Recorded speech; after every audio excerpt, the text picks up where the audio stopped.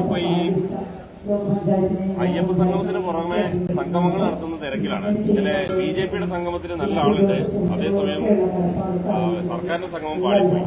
അല്ല, ഞാൻ പറഞ്ഞല്ലോ, ഇതൊന്നും സർക്കാരിന്റെ ജോലിയല്ല. സർക്കാർ, പ്രത്യേകിച്ചും മുഖ്യമന്ത്രി, കപട ഭക്തി കാണിച്ച് ഒരു ഭക്തിയുടെ ഒരു പരിവേഷം ഉണ്ടാക്കി പണ്ട് ശബരിമലയിൽ ചെയ്തതിന്റെ പ്രായശ്ചിത്തം ചെയ്യാൻ ശ്രമിക്കുകയാണ്. മാത്രമല്ല, അദ്ദേഹം എന്ത് മെസ്സേജാണ് ഈ പരിപാടിയിൽ കൊടുക്കാൻ നടക്കുന്നത്? മാസ്റ്റർ പ്ലാൻ എന്ന് പറയുന്നത് 10ാമത്തെ വർഷം ഇലക്ഷന്റെ തൊട്ടിപ്പുറത്ത് മാസ്റ്റർ പ്ലാൻ ഇലക്ഷൻ ഡിക്ലെയർ ചെയ്യാൻ പോവാണ്. ലോക്കൽ ബോഡി, അത് കഴിഞ്ഞ അസംബ്ലി. ഇപ്പോഴാണ് ശബരിമലയുടെ വികസനത്തെ പറ്റി ആലോചിച്ചത്. കാപഡ്യമാണ് കാണിക്കുന്നത്. കപട ഭക്തിയാണ്, കാപഡ്യമാണ്. ശബരിമലയ്ക്ക് വേണ്ടിയിട്ടുള്ള ഒരു ആവേശം വന്നത് 9 കൊല്ലം ഭരിച്ചപ്പോഴും ഉണ്ടായില്ല. അവിടെ ഒരു വികസന പ്രവർത്തനം നടത്തിയില്ല. UDFന്റെ കാലത്ത് ചെയ്ത 112 ഹെക്ടർ സ്ഥലം വനഭൂമി സങ്കീർണമായ നടപടിക്രമങ്ങളിലൂടെ ഏറ്റെടുത്ത് അവിടെ വികസന പ്രവർത്തനം നടത്തിക്കൊണ്ടിരിക്കുന്നത് മുഴുവൻ നിലച്ചുപോയി. അപ്പൊ ശബരിമലയോട് ഇപ്പൊ കാണിച്ചത് കപടഭക്തിയാണ്. പിന്നെ യോഗി ആദിത്യനാഥിന്റെ സന്ദേശവും മറ്റു ചില കാര്യങ്ങളും കൂടിക്കഴിഞ്ഞപ്പോ എന്താണ് ഉദ്ദേശിച്ചതെന്ന് മനസ്സിലായല്ലോ എല്ലാവർക്കും. ഞങ്ങൾ പറഞ്ഞല്ലോ, BJPയുമായി അവിശുദ്ധമായ ഒരു ബാന്ധവം കേരളത്തിലെ CPMനുണ്ട്. അതിന്റെ ഏറ്റവും ഒടുവിലത്തെ ഉദാഹരണമാണ് യോഗി ആദിത്യനാഥിന്റെ സന്ദേശം. ഈ പരിപാടിയിൽ വളരെ ക്ലിയറാണ്. കേരളത്തിലെ ജനങ്ങൾക്ക് ഇതൊക്കെ കണ്ടാൽ മനസ്സിലാക്കാൻ കഴിയുന്ന സാമാന്യ ബുദ്ധിയുണ്ട്. പിന്നെ ഇന്നലെ വികസന സദസ്സ്, ഞാൻ ഇലക്ഷൻ ഡിക്ലെയർ ചെയ്യാൻ പോവാണ്. ഇലക്ഷന്റെ നറുക്കെടുപ്പ് കഴിഞ്ഞാൽ ഇലക്ഷൻ ഡിക്ലെയർ ചെയ്യാൻ പോകുമ്പോഴാണ് ഈ വികസനത്തെക്കുറിച്ച് ആലോചിക്കുന്നത്. എന്തൊരു മൗഢ്യമാണ് അത്! മര്യാദയ്ക്ക് ലോക്കൽ ബോഡികൾക്ക് പൈസ കൊടുത്തിട്ടില്ല. ലോക്കൽ ബോഡികളെ ശ്വാസം മുട്ടിച്ചു വന്ന ഗവൺമെന്റാണ്.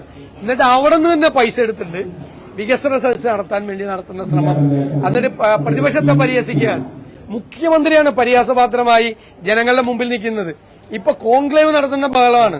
അവസാനമായപ്പോ ഇതൊക്കെ തുടക്കത്തിലല്ലേ, ഗവൺമെന്റ് അധികാരത്തിൽ വരുമ്പോഴല്ലേ എന്ത് ചെയ്യണം, എങ്ങനെ ചെയ്യണം, ആരോഗ്യരംഗത്ത് എന്ത് ചെയ്യണം, വിദ്യാഭ്യാസ രംഗത്ത് എന്ത് ചെയ്യണം, തീരദേശത്ത് എന്ത് ചെയ്യണം, മലയോരത്ത് എന്ത് ചെയ്യണം, പട്ടികജാതിക്കാർക്ക് പട്ടികവർഗക്കാർക്ക് എന്ത് ചെയ്യണം, കർഷകർക്ക് എന്ത് ചെയ്യണം എന്ന് ആലോചിക്കുന്നത്. ഇത് പോയി ഇനിയിപ്പോ ഇവരെ ആലോചിച്ചിട്ട് കാര്യമില്ലല്ലോ.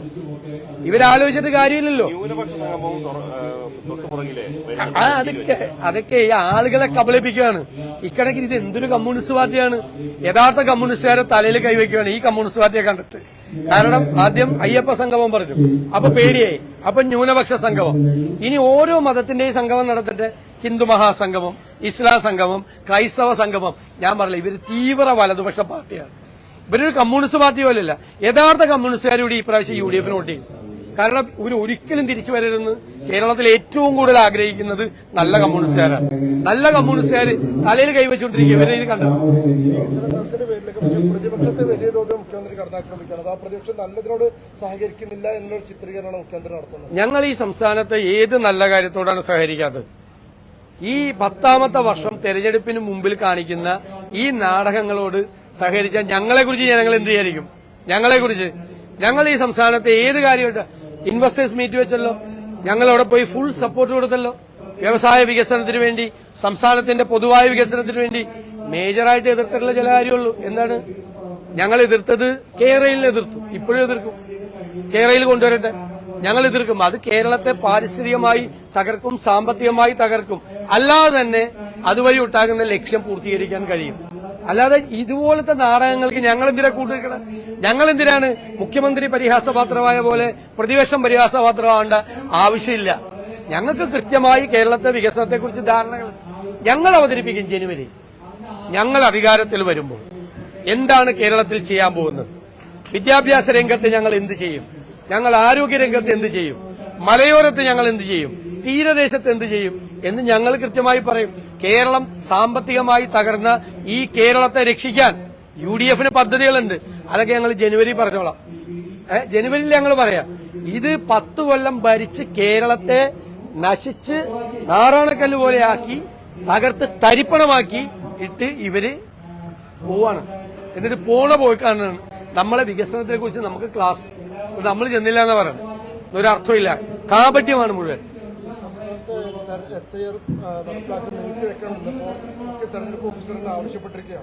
അല്ല, അത് എല്ലാ കക്ഷികളും, കോൺഗ്രസ് അടക്കം UDF ഘടകകക്ഷികളടക്കം എല്ലാവരും ആവശ്യപ്പെട്ടാണ്.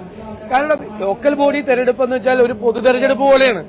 ആ പൊതു തെരഞ്ഞെടുപ്പിന്റെ ഉള്ളിൽ ഈ 2002 മുതൽ നീക്കം ചെയ്യുന്ന 52.5 ലക്ഷം പേരെ വോട്ടർ പട്ടികയിൽ ചേർക്കാൻ പറ്റുമോ? ഞങ്ങൾ മീറ്റിംഗിൽ ആവശ്യപ്പെട്ടാണ്. അത് ചെയ്തില്ലെങ്കിൽ അതിന് തട്ടിപ്പായി മാറും. കാരണം സ്വതന്ത്രവും നീതിയുക്തവുമായ ഒരു തെരഞ്ഞെടുപ്പാണ് അല്ലെ ജനാധിപത്യത്തിന്റെ ഏറ്റവും വലിയ പ്രത്യേകത. 52.5 ലക്ഷം പേര് ഇവർക്ക് കഴിഞ്ഞോലും ചെയ്യാൻ പാടില്ല. ഇലക്ഷൻ കമ്മീഷന് കഴിഞ്ഞോലും ചെയ്യാൻ പാടില്ലേ? ഈ ലോക്കൽ ബോഡി ഇലക്ഷനും അസംബ്ലി ഇലക്ഷന്റെയും വക്കത്ത് കൊണ്ടുപോയിട്ട് പറയുവാണ് 52.5 ലക്ഷം പേർക്ക് വോട്ടില്ല എന്ന് പറഞ്ഞാൽ ഒരു നിയോജക മണ്ഡലത്തിൽ എത്ര വോട്ടായി? 60,000 വോട്ടോളം ഒരു നിയോജക മണ്ഡലത്തിൽ ചേർക്കേണ്ടതായിട്ട് വരും. 60,000 വോട്ട് പുറത്തു പോകും. ഈ 60,000 വോട്ട് ഈ ലോക്കൽ ബോഡി ഇലക്ഷന്റെ ഈ അസംബ്ലി ഇലക്ഷന്റെ ഇടയിൽ ചേർക്കാൻ പറ്റുമോ? അപ്പൊ തട്ടിപ്പാണത്. ബീഹാറിൽ നടത്തിയിരുന്നത് പോലെയുള്ള പരിപാടിയാണ്. അതിനെയാണ് ഞങ്ങൾ ശക്തിയായി എതിർക്കുന്നത്. ഉറപ്പായി എതിർക്കും അതിനെ.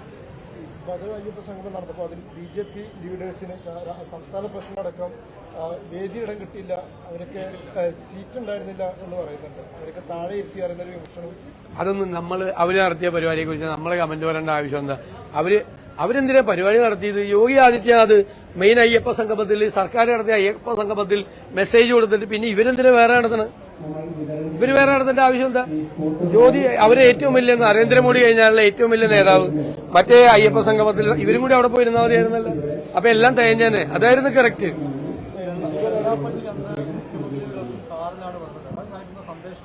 അത് ക്ലിയർ ആണല്ലോ, എല്ലാവർക്കും മനസ്സിലായല്ലോ. സന്ദേശം വളരെ വ്യക്തമാണല്ലോ.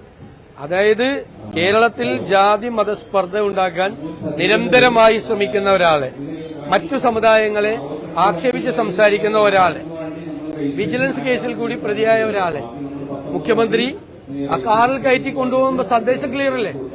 സന്ദേശം ക്ലിയർ ആണല്ലോ. എന്താണ് ഉദ്ദേശിക്കുന്നതെന്ന് സന്ദേശം ക്ലിയറാണ്. ഞാനൊന്നും പറയുന്നില്ല. ക്ഷണിക്കാനൊരു കാരണം നേരത്തെ ശബരിമലയിൽ വന്നിരുന്ന മുഖ്യമന്ത്രിയാണ്, അതുകൂടി പരിഗണിച്ചിട്ടാണ്. ഇന്ത്യയിൽ ഒരുപാട് മുഖ്യമന്ത്രിമാരുണ്ടല്ലോ. യോഗി ആദിത്യനാഥാണ് പിണറായി വിജയനെ പറ്റി ഏറ്റവും നല്ല കൂട്ട്. കാരണം ഇപ്പൊ ആ ലൈനാണ്. കഴിഞ്ഞ പാർലമെന്റ് ഇലക്ഷൻ കഴിഞ്ഞതിന് ശേഷം, അതിനു മുമ്പ് ന്യൂനപക്ഷ പ്രീണനമായിരുന്നു. അത് കഴിഞ്ഞ് അത് കിട്ടൂല എന്ന് മനസ്സിലായപ്പോഴാണ് ഇപ്പൊ ഭൂരിപക്ഷ പ്രീണനമായിട്ടാണ് ഇറങ്ങിയിരിക്കുന്നത്. ഞാൻ നേരത്തെ പറഞ്ഞാണ് അതിന് ഏറ്റവും നല്ല കൂട്ടി യോഗി ആദിത്യനാഥ്, സംശയമില്ല.